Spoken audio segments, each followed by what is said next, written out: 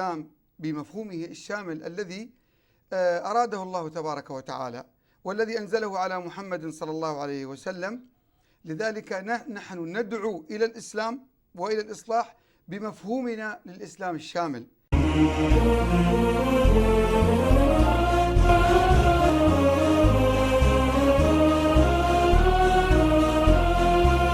أشرقت كالصبح الجميل بموطني، كالشمس تشرق في سماء الوادي، يا دعوة الإصلاح يا نهج الأولى، كالروح تسري في. من منطلق مبدأ النصيحة، فالنصيحة مبدأ شرعي إسلامي عظيم، والله تبارك وتعالى قد كلفنا به. الدين النصيحة في الحديث قلنا لمن يا رسول الله؟ قال لله ولرسوله ولأئمة المسلمين وعامتهم.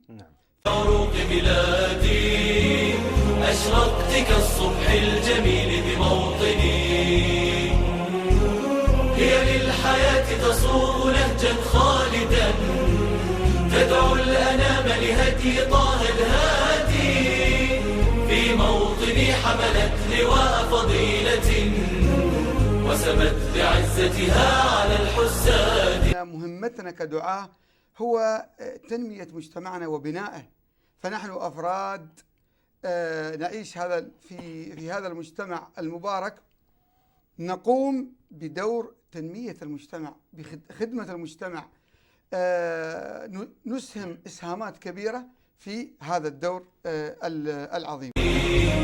مهما يقول الحاقدون فإنها لله قد بذلت جميل ودادي، صنعت رجالا صادقين لدينهم، فالدين عز عالي الأمجاد. أشرقت كالصبح الجميل بموطني يا دعوتي، ورعت شباب بلادنا بصلاحهم، جازوا بإنجاز ورفع عمادي، نحن رجال قد تعاهدنا معا، فوق الجبال الراسيات ننادي، هذه إماراتي سيبقى حبها، نحمي ثراها من أذى الأوغاد، عهد علينا أن نصون ترابها، والعهد دين ليس عنه حيادي.